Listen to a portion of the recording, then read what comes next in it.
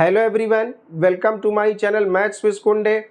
आज हम लोग सॉल्व करेंगे इंजीनियरिंग मैथमेटिक्स सेकंड का 2022-23 में आया हुआ क्वेश्चन पेपर। क्वेश्चन पेपर में 3 सेक्शन गिवन होते हैं, सेक्शन ए, बी एंड सी। तो आज की क्लास में हम लोग इसका सेक्शन ए सॉल्व करेंगे और इसमें सेक्शन ए यानी क्वेश्चन नंबर 1, उसके अंदर 7 क्वेश्चन 1 से लेकर जी तक, ए से लेकर जी तक इसमें दिया रहता है। 7 क्वेश्चन यहाँ पर रहता है। तो हर क्वेश्चन 2 मार्क्स का है, तो 2 × 7 14 मार्क्स का ये है। कोई भी यहाँ पर क्वेश्चन ऑप्शन में नहीं है, सारे क्वेश्चन कंपलसरी हैं। तो हम लोग बिल्कुल भी टाइम खराब नहीं करेंगे और तुरंत तत्काल इसका सोल्यूशन करेंगे। तो 1 का पार्ट ए, पहला वाला क्वेश्चन, सबसे पहला क्वेश्चन यही है। तो यहाँ पर हम लोग को एक डिफरेंशियल इक्वेशन गिवन है, थर्ड ऑर्डर का है। थर्ड ऑर्डर का डिफरेंशियल इक्वेशन है, इसे हमें सॉल्व करना है। यहाँ बताया गया है कि जो कैपिटल डी है वो d/dx है। तो अगर यहाँ y अंदर मल्टीप्लाई हो जाएगा तो ये बन जाएगा d3y/dx³। मतलब y को x के रिस्पेक्ट में यहाँ बताया गया है कि x के रिस्पेक्ट में 3 बार डिफ्रेंशिएट किया गया है। फिर y जब यहाँ मल्टीप्लाई होगा तो बन जाएगा d2y/dx², y का सेकेंड ऑर्डर डेरिवेटिव, और यहाँ जब मल्टीप्लाई होगा तो y का फर्स्ट ऑर्डर डेरिवेटिव। हम लोग यहाँ पर देख रहे हैं कि यहाँ इक्वल के उस साइड x का एक फंक्शन गिवन है। जो ये x का फंक्शन है इसी को हम कैपिटल R से नोटेशन देते हैं। बुक्स वगैरह में आप पढ़े होंगे तो लिखा रहता है कैपिटल R। तो ये यही कैपिटल R है जो इक्वल के उस साइड x का प्योर फंक्शन है, इसमें y बिल्कुल भी नहीं होता है। तो यहाँ पर हमें r भी गिवन है। r गिवन का मतलब ये है कि यहाँ से हमें पर्टिकुलर इंटीग्रल भी निकालना होगा। अगर यहाँ पर इक्वल में 0 होता तो हमें पर्टिकुलर इंटीग्रल ना निकालना पड़ता, लेकिन अभी निकालना पड़ेगा। इस साइड से क्या निकलेगा? कॉम्प्लीमेंट्री फंक्शन, और इक्वल के उस साइड से निकलेगा पर्टिकुलर इंटीग्रल। और जब दोनों का सम करेंगे तब सोल्यूशन आएगा। सोल्यूशन मतलब y की वैल्यू। इसको सॉल्व करने का मतलब होता है y की वैल्यू निकालना, जिसको डिफरेंशिएट किया जा रहा है। यहाँ पर ddx लिखा है, x के रिस्पेक्ट में किसको डिफरेंशिएट किया गया है? y को। तो मतलब y की वैल्यू निकालनी है। तो सबसे पहले हम लोग यहाँ पर फाइंड आउट करेंगे CF। CF मतलब कॉम्प्लीमेंट्री फंक्शन। तो इसके लिए तुरंत हमें क्या लिखना है? It's auxiliary equation is. तो सबसे पहले हम इसका क्या करेंगे? ऑक्सिलरी इक्वेशन लिखेंगे। Auxiliary equation it's. तो ऑक्सिलरी इक्वेशन लिखने के लिए बहुत आसान है। जहां जहां पर आपको डी दिख रहा है, कैपिटल डी, बस वहां वहां एम आपको रिप्लेस कर देना है। बस डी की जगह पर एम लिख देना है और बस काम हो गया। इक्वल में हमेशा 0 ही लेना है, y वगैरह कुछ नहीं लेना। इक्वल में हमेशा 0, बस कैपिटल डी की जगह m पुट कर देना है बस। अब यहाँ से हम लोग देख रहे हैं कि m सब जगह कॉमन है, तो ब्रैकेट में m² + 2m - 3 = 0 बनेगा। अब यहाँ पर हम अंदर क्या करेंगे? इसका फैक्टर बना लेंगे, क्योंकि इसके 3 रूट्स आएंगे। अब ये क्यूबिक इक्वेशन है तो 3 रूट्स बनेगा ही, 3 रूट आएगा। तो ये हो जाएगा, फैक्टर बनाएंगे, प्लस का 3m - 1m, और यहाँ से m कॉमन लेंगे तो m + 3, और यहाँ से -1 कॉमन लेंगे तो m + 3 = 0। तो ये हो जाएगा, यहाँ से m + 3 हो जाएगा एक ब्रैकेट में, और यहाँ से m और -1 दूसरे ब्रैकेट में। तो एक बारी हम इसके बराबर 0 लेंगे तो यहाँ से आएगा m = 0, और फिर यहाँ से अगर हम 0 लेंगे तो आ जाएगा m = 1, और एक बारी इस वाले ब्रैकेट को भी हम 0 लेंगे तो m बराबर आ जाएगा -3। तो इसके 3 रूट हैं। तो सो दैट, इसलिए जब तीनों रूट्स रियल हों तो कॉम्प्लीमेंट्री फंक्शन कैसे लिखा जाता है? तीनों रूट रियल हैं तो कॉम्प्लीमेंट्री फंक्शन बहुत आसान है। लिखेंगे C1 e का पावर पहला वाला real number into x plus C2 e का पावर दूसरा वाला रियल नंबर इंटू में x प्लस C3 e का पावर जो तीसरा रियल नंबर है इंटू में x। थोड़ा सा इसको और सुंदर बना ले। e का पावर 0 इंटू x यानी e का पावर 0 किसी भी नंबर का पावर 0 हो तो वो 1 हो जाएगा, 1 मल्टीप्लाई में लिखने से कोई फर्क नहीं पड़ेगा। ये 1 इंटू एक्स यानी ई का पावर x ही रहेगा, और यहाँ पर C3 e to the power -3x। तो ये हमारा इसका कॉम्प्लीमेंट्री वाला फंक्शन आ गया, कॉम्प्लीमेंट्री फंक्शन हमने निकाल लिया। अब इसका हम निकालेंगे PI मतलब particular integral.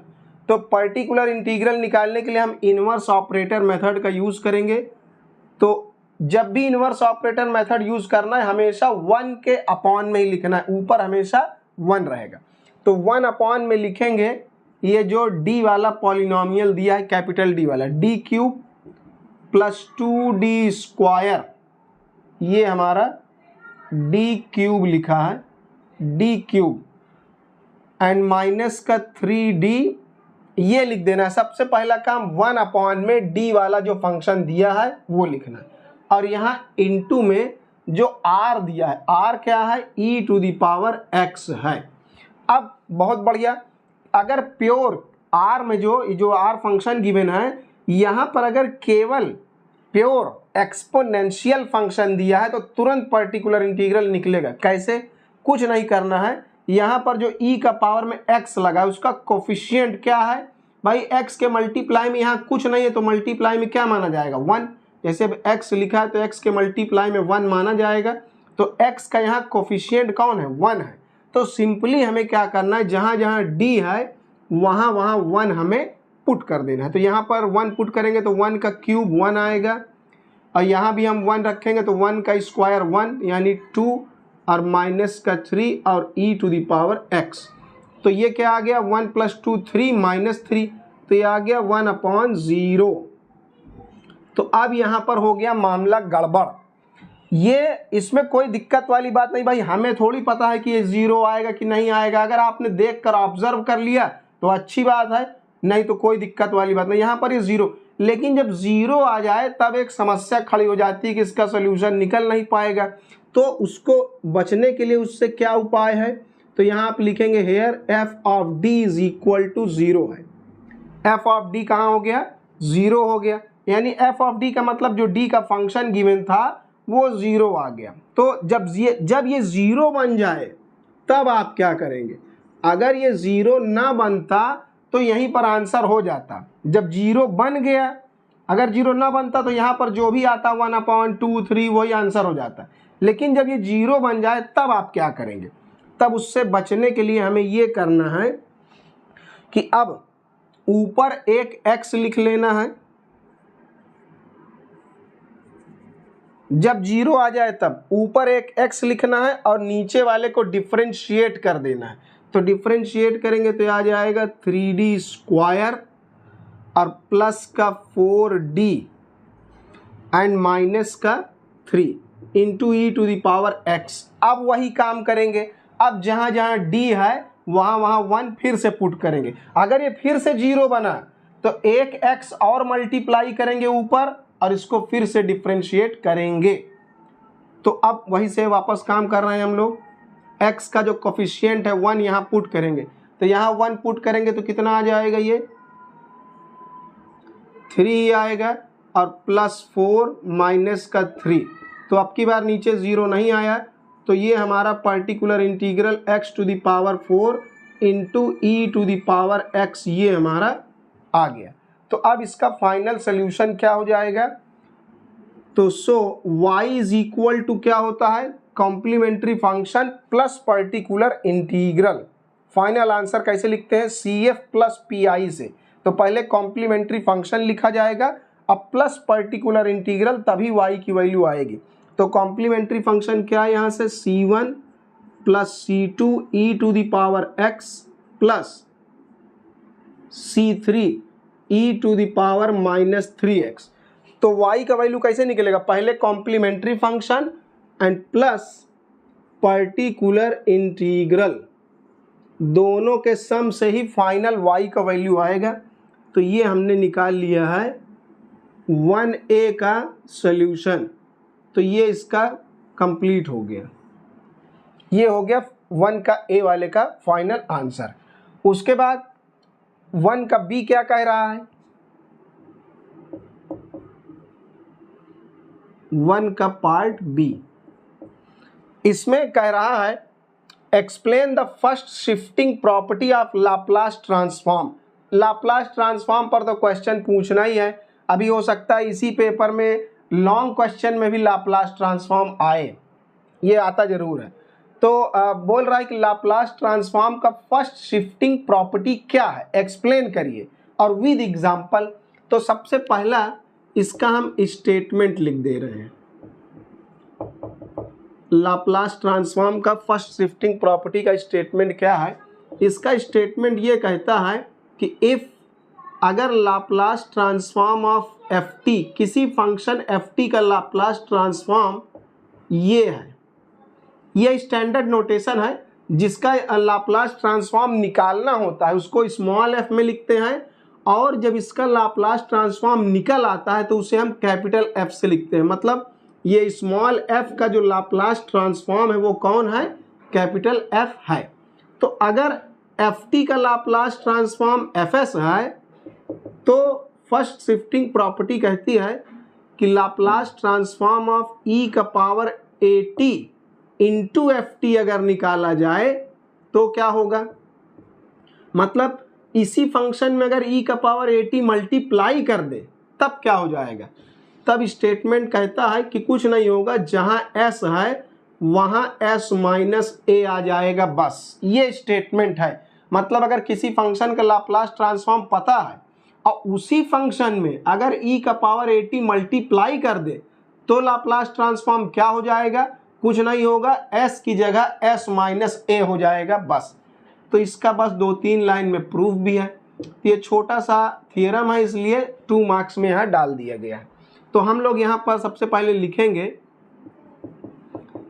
We know that, हम लोगों को पता है कि अगर Laplace transform of F T निकालना है तो इसकी क्या डेफिनेशन, क्या फार्मूला है, इसके लिए है 0 to infinity e to the power minus का S T F T D T, यही डेफिनेशन शुरू में बताई जाती है लाप्लास ट्रांसफॉर्म की।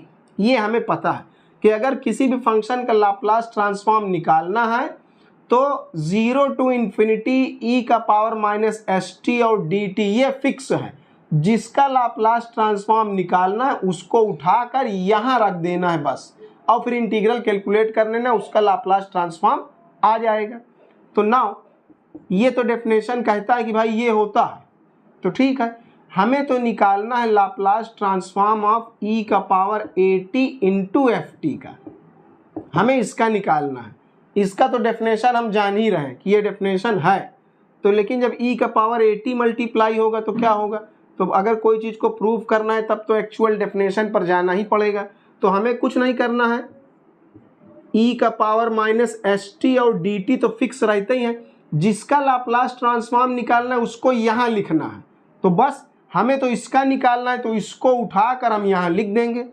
भाई जिसका भी निकालना होगा लाप्लास ट्रांसफॉर्म वो चुपचाप यहाँ चला आएगा, एफ टी था तो एफ टी आ गया, और ये ई का power A T F T है तो ये आ जाएगा, इसमें कोई दिक्कत वाली बात नहीं है। अब इसको हम सिंप्लीफाई करें, भाई ये ई का पावर जो है इसको सॉल्व कर लेंगे। तो जब इन दोनों को अगर हम सॉल्व करें तो ये क्या बन जाएगा, माइनस का एस टी प्लस का ए टी, भाई बेस सेम है तो पावर जुड़ गया, बिल्कुल बेसिक सा जो रूल है इसको तो हम लोग क्लास 9th में पढ़े हैं, एक्सपोनेंशियल रूल वाला। अब यहाँ से और यहाँ से हम लोग ई के पावर में ही माइनस कॉमन ले लें, माइनस कॉमन ले लें तो एस हो जाएगा प्लस में और ए हो जाएगा माइनस में, और टी हमने लिख दिया बाहर।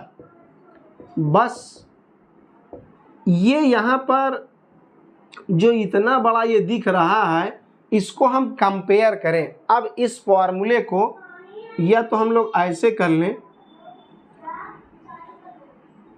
यहाँ पर हम लिख देते एस माइनस ए की जगह हम लिख देते हैं आर, क्या लिख दिया हमने, आर लिख दिया, वेयर जैसे वो थोड़ा सुंदर दिखे कि एस माइनस ए की जगह हमने आर पुट कर दिया, कोई दिक्कत वाली बात नहीं। एस माइनस ए को आर लिख दिया, थोड़ा ये सुंदर लगने लगा, वो इसलिए लिखे हैं जैसे देखने में ये आराम हो जाए, बढ़िया। अच्छा, हम लोग को यहाँ एक चीज़ और ध्यान देना है कि जो Laplace transform L of F T है उसी को हम क्या बोलते हैं, कैपिटल F ऑफ S बोलते हैं। लाप्लास ट्रांसफॉर्म एफ टी को हम लोग Fs बोलते हैं।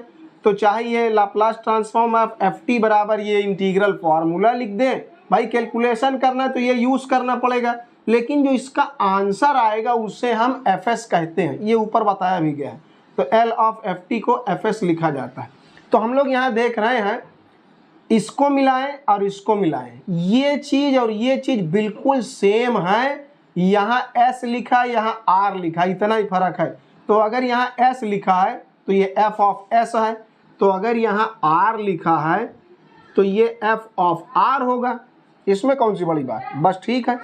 ये इसकी शक्ल इससे बिल्कुल मैच कराने के लिए हमने यहाँ R लिख दिया। तो अब कोई घबराने की बात नहीं है। R बराबर है क्या, S माइनस ए, तो R की जगह S माइनस ए। तो ये हैंस प्रूव्ड। इस तरीके से ये हमने इसको प्रूव कर लिया जैसा स्टेटमेंट कह रहा था।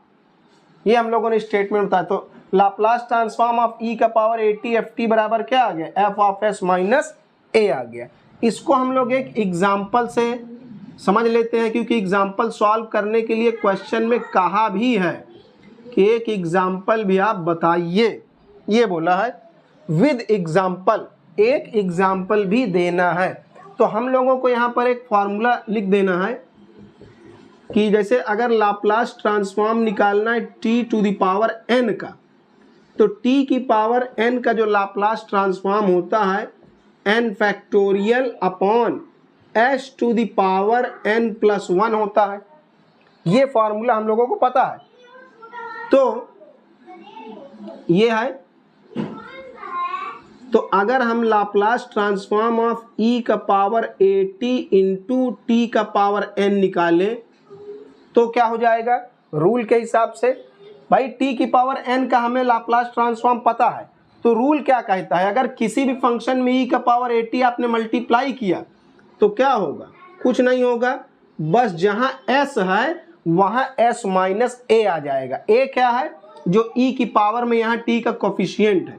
तो ये हमारा फार्मूला बन जाएगा s माइनस ए और होल पावर t प्लस 1। बस हो गया सॉल्यूशन। तो इस तरीके से हमने इसका पार्ट ए और बी कर लिया, ये इसका रिक्वायर्ड आंसर होगा।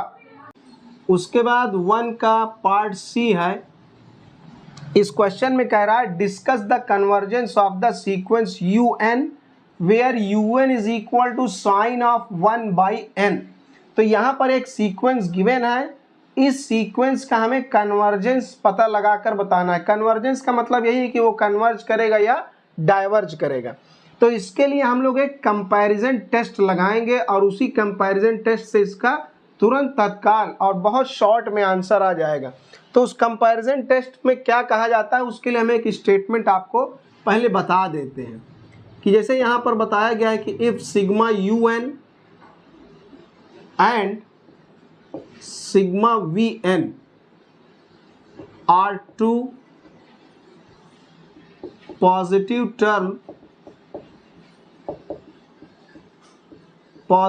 टर्म सीरीज, दो सीरीज है हमारे पास, एक सिग्मा un है, सिग्मा un का मतलब प्लस लगा लगा कर लिखी गई होंगी, और एक सिग्मा vn है। सिग्मा vn का मतलब उसके टर्म्स को हम v से लिख रहे हैं, इसके टर्म्स को u से लिख रहे हैं। इस तरह की दो पॉजिटिव टर्म सीरीज दी है, बताई है पहले से ही। एंड और कह रहा है कि अगर हम लिमिट उसमें निकालें n गोज टू इन्फिनिटी पर un अपॉन vn की, मतलब पहली वाली सीरीज का nth टर्म और दूसरी वाली सीरीज के nth टर्म का रेशियो निकाले, कब, जब n गोज टू इन्फिनिटी पर हो। तो वहां पर कुछ लिमिट आएगी, लेकिन ध्यान रहे कि l नॉट इक्वल टू 0 आना चाहिए, l की वैल्यू 0 ना आए। एंड और साथ में L इज फाइनाइट, L की कोई फाइनाइट वैल्यू आनी चाहिए, मतलब L 0 ना हो, और ये भी ध्यान रखना है कि L फाइनाइट वैल्यू दे, मतलब इन्फिनिटी ना आए, फाइनाइट वैल्यू आए। देन अगर ऐसा हो रहा है, then both the then both the series converge or diverge together। तो बहुत बढ़िया, ये सबसे आसान टेस्ट होगा इस क्वेश्चन को सॉल्व करने के लिए और हम लोग यही लगाएंगे। तो इस तरह की सीक्वेंस लिखा है या सीरीज लिखा, सीक्वेंस और सीरीज में क्या फर्क है? सीक्वेंस जो होता है वो कॉमा लगा लगा कर लिखा जाता है और सीरीज में बीच में टर्म्स के बीच में प्लस लगा लगा कर लिखा जाता है, यही फर्क होता है। सीक्वेंस में जैसे लिख दिया गया ऐसे 1, 2, 3 ऐसे कॉमा लगा लगा कर, और सीरीज जब लिखना होता है तो उसको सम या अल्टरनेट प्लस माइनस लगाकर लिखा जाता है। तो यही फर्क है, कुल मिलाकर नेचर उसका वही निकल कर आएगा, उसमें कोई घबराने की बात नहीं है। तो अब हम लोग क्या करेंगे, इसी को लगाएंगे। तो नाउ हम लिमिट निकालेंगे n goes to infinity un upon vn की। तो सवाल ये है कि un तो हमें बताया गया है, un बराबर बताया है साइन ऑफ 1 अपॉन n, और un बता vn क्या है, vn हमें नहीं दिया। तो vn हम जानबूझकर अपने से एक सीक्वेंस या सीरीज ले रहे हैं जिसका नेचर हमें पता हो। हमें पता है कि 1/n जो होता है वो डाइवर्ज करता है। 1/n क्या है, डाइवर्जेंट सीरीज है। ये हमें ध्यान रखना है, ऐसे छोटे मोटे कुछ सीरीज को हम लोग को याद रखना चाहिए क्योंकि ये लोग इस तरह के टेस्ट में बहुत हेल्पफुल होते हैं। तो ये आपको ध्यान रखना है कि 1/n वाली सीरीज क्या है, डाइवर्जेंट सीरीज है। तो un तो गिवन था, vn हमने अपने से ले लिया है। तो अब हम लोग यहाँ पर देख रहे हैं कि यहाँ पर इसका लिमिट क्या आएगा, इसका लिमिट आएगा 1। क्यों? क्योंकि ये क्या है, यहाँ पर लगेगा सैंडविच थ्योरम। ये साइन थीटा है, 1/n को थीटा मानिए और यहाँ भी थीटा। तो साइन थीटा अपॉन थीटा की लिमिट क्या होती है, 1 होती है। तो ये नॉट इक्वल टू 0 है एंड ये एक फाइनाइट लिमिट है। जैसा हमारा थ्योरम कह रहा है कि लिमिट 0 नहीं आनी चाहिए, कोई फाइनाइट वैल्यू आनी चाहिए। अगर ऐसा हो रहा है तो हमारे पास तो हो रहा है भाई, जो लिमिट आया वो 1 आया, 0 नहीं है और ये एक फाइनाइट नंबर है। तब क्या होगा, then both the series converge और डाइवर्ज टुगेदर। तो अब हम कह सकते हैं दिस इंप्लाइज दैट कि un is equal to sine of 1/n is divergent. क्या है ये, डाइवर्जेंट है। ये डाइवर्जेंट है because vn is equal to 1/n is divergent. तो यही तो स्टेटमेंट कहता है कि उनमें से अगर ये ऐसा लिमिट आ रहा है तो जो एक का नेचर होगा वही दूसरे वाले का भी नेचर होगा। अगर पहला कन्वर्ज करेगा दूसरा भी कन्वर्ज करेगा, अगर पहला डाइवर्ज करेगा दूसरा डाइवर्ज करेगा।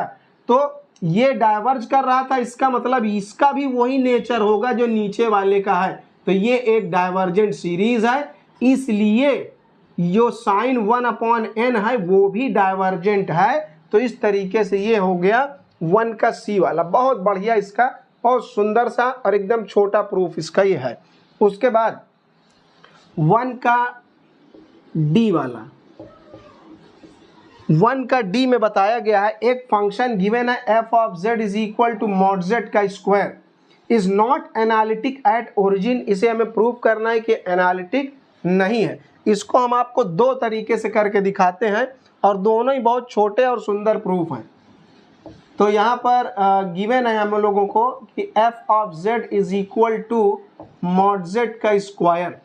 तो हम लोगों को पता है कि मॉड z क्या होता है, मॉड z होता है x square plus y square, यही होता है। और ये रियल पार्ट है, इसका इमेजिनरी पार्ट हम लोगों को दिया नहीं है। तो नहीं दिया है तो उसमें हम +0 इंटू आयोटा लिख ले रहे हैं। तो यहाँ हम लोग क्या है, जो रियल पार्ट है उसको हम लोग u कहते हैं और जो इमेजिनरी पार्ट है उसको हम लोग v कहते हैं। तो रियल पार्ट तो ये है, इमेजिनरी पार्ट नहीं है। तो अब हम लोग इसको चेक करने के लिए कि ये एनालिटिक है या नहीं, इसके लिए हम लोग कॉची रीमान इक्वेशन को सेटिस्फाई करवाएंगे। अगर ये कॉची रीमान इक्वेशन को सेटिस्फाई नहीं कर पाएगा तब ये प्रूव हो जाएगा कि ये नॉट एनालिटिक है। नॉट एनालिटिक प्रूव करना है। तो कॉची रीमान इक्वेशन क्या है? Del u by del x बराबर होना चाहिए del v upon del y के, ये पहला है।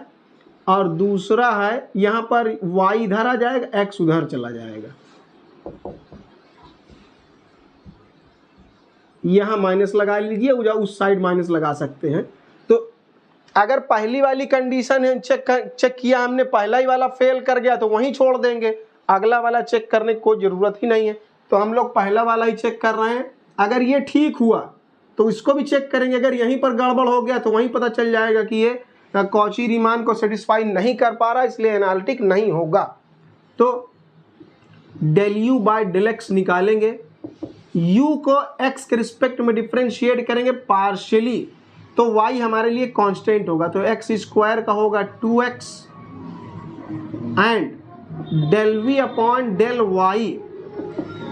अब v का वैल्यू तो 0 है, तो उसको डिफ्रेंशिएट करने से क्या होगा, 0 ही आएगा। तो ये क्लियर दिख रहा है कि del u by del x और del v upon del y दोनों बराबर नहीं है, ये not equal to del v upon del y है।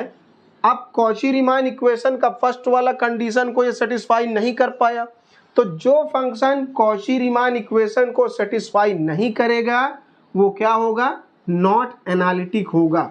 This implies that f of z is not analytic, इसलिए एनालिटिक नहीं होगा। एक इसका दूसरा मेथड भी है, वो भी बहुत छोटा है, वो भी हम आपको करके दिखा दे रहे हैं। अनदर मेथड वो इससे छोटा भी है।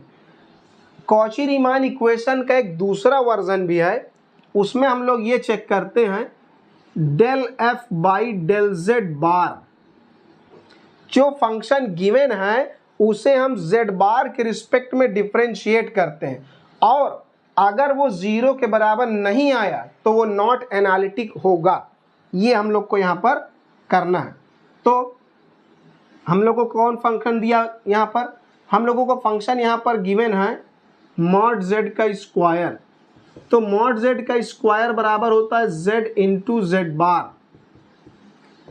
तो यहाँ पर जो फंक्शन गिवन है एफ, उस फंक्शन एफ की जगह पर, फंक्शन तो हमें गिवन था मॉड जेड का स्क्वायर, लेकिन मॉड जेड की जगह क्या आ जाएगा, जेड इंटू जेड बार आ जाएगा। ये भी कॉची रीमान इक्वेशन का एक दूसरा वर्जन है, ऐसे भी कॉची रीमान इक्वेशन का किया जा सकता है। तो जेड बार के रिस्पेक्ट में इसे डिफ्रेंशिएट करना है, पार्शियली डेल लगा है, पार्शियल डेरिवेटिव। तो जेड हमारे लिए कांस्टेंट है, वो अपनी जगह पर चुपचाप पड़ा रहेगा। जेड बार को जेड बार के रिस्पेक्ट में डिफ्रेंशिएट करेंगे तो 1 आएगा। तो del f by del z bar का वैल्यू क्या आया, जेड आया, जो कि नॉट इक्वल टू 0 है। अगर del f by del z bar का वैल्यू 0 के बराबर नहीं आ रहा है तो ये क्या होगा, नॉट एनालिटिक। अगर ये 0 होता तो ये एनालिटिक होता। तो this implies that f of z is not analytic. तो ये हो गया। तो इसमें से जो आपको मेथड बढ़िया और सुंदर लगे आप वो अपना सकते हैं। हालांकि दूसरा वाला वर्जन जल्दी देखने को बुक्स वगैरह में भी नहीं मिलता है, तो आप चाहे यही वाला करिए, क्योंकि ज़्यादातर बुक्स में यही मेथड इस तरह करके दिखाते हैं, ये बहुत रेयर देखने को मिलता है। तो फिलहाल हमने दोनों तरीके से कर दिया, ये सी और डी का कंप्लीट सोल्यूशन हो गया। उसके बाद हमारा 1 का पार्ट ई है, इसमें बताया है क्लासीफाई द सिंगुलैरिटी ऑफ एक function given f of z is equal to e to the power 1 by z upon z. इसका सिंगुलैरिटी क्लासीफाई करना है, मतलब किस टाइप की सिंगुलैरिटी इसमें होगी। तो यहाँ पर हम लोगों को गिवन है एक function f of z is equal to e to the power 1 by z whole upon z. तो इसमें कोई दिक्कत वाली बात नहीं है, ये जो अपॉन में z लिखा हुआ है 1/z,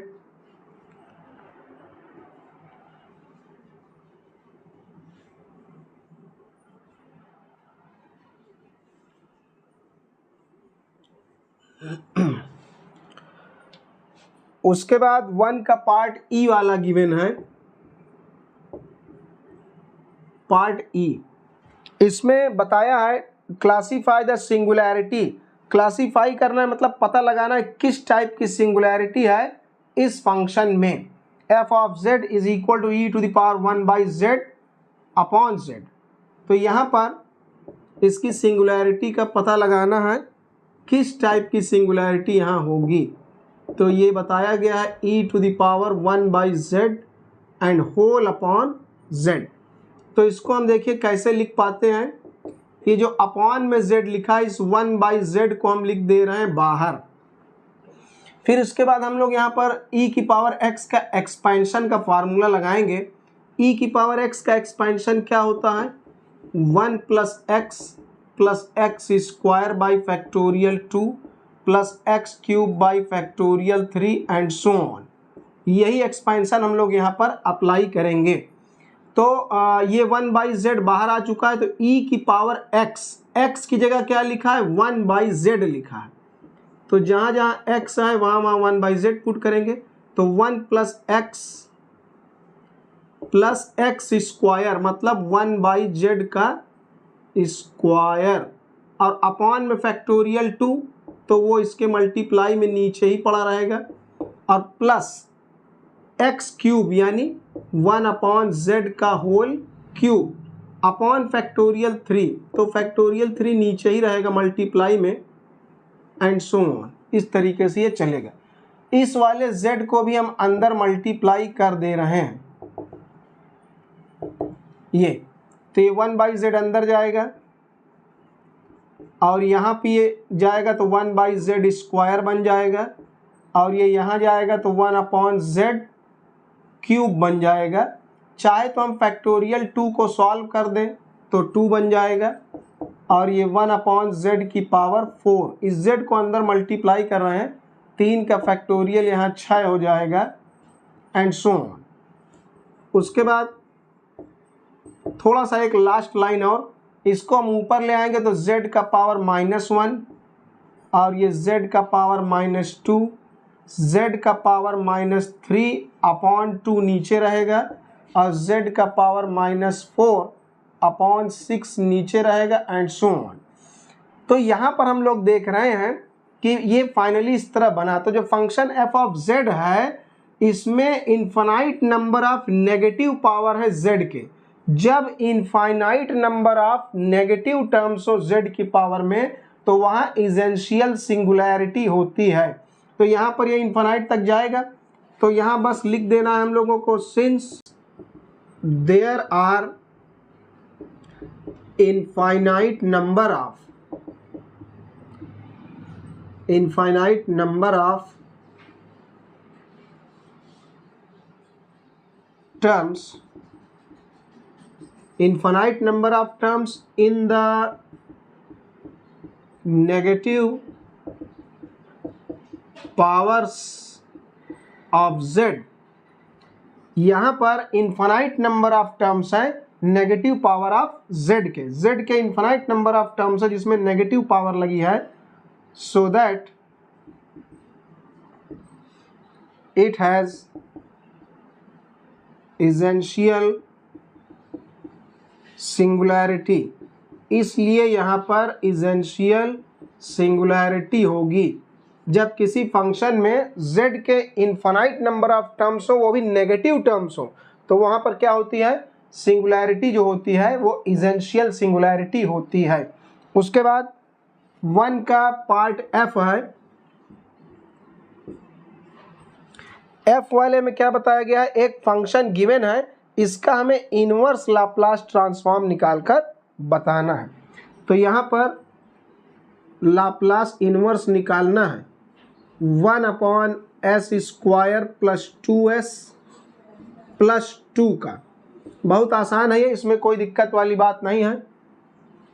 इसको हम लोग थोड़ा सा ऐसे लिखेंगे ये जो लास्ट में 2 लिखा है इसको हम लिखेंगे 1 + 1।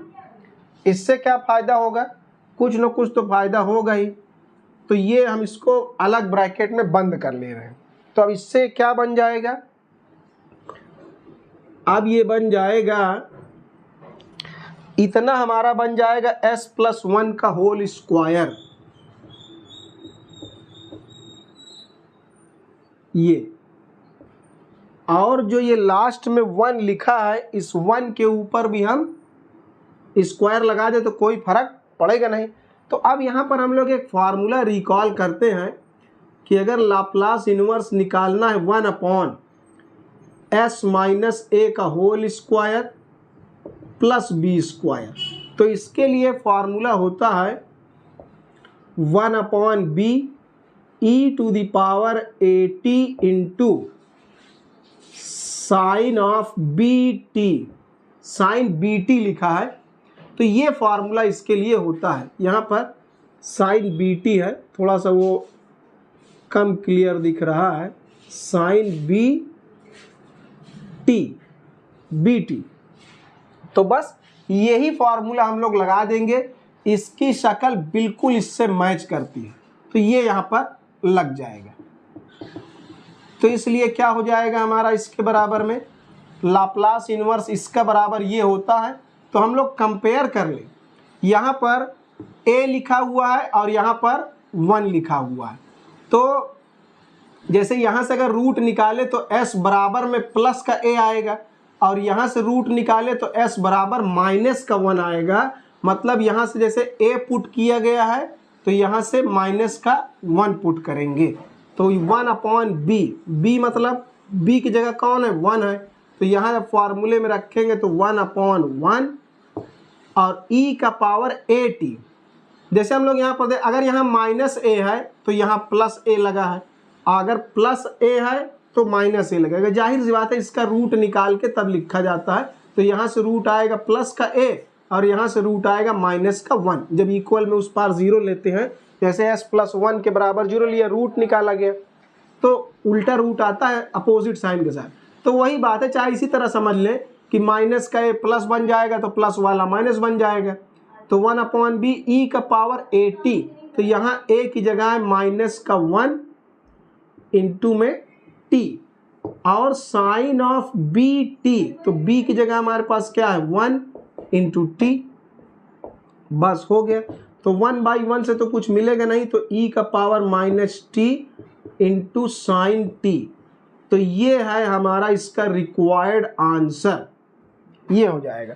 इसको बहुत से लोग पार्शियल फ्रैक्शन से भी बना देते हैं, तो इसमें कॉम्प्लेक्स टाइप का रूट आता है, वहाँ से भी सोल्यूशन निकाल सकते हैं, लेकिन वो बड़ा लंबा और कॉम्प्लिकेटेड है और वो इस तरह दिखेगा भी नहीं सुंदर सा। तो ये सबसे बढ़िया छोटा सुंदर सोल्यूशन आपका आ जाएगा। उसके बाद 1 का जी वाला और सेक्शन ए का ये लास्ट क्वेश्चन है, 1 का पार्ट जी।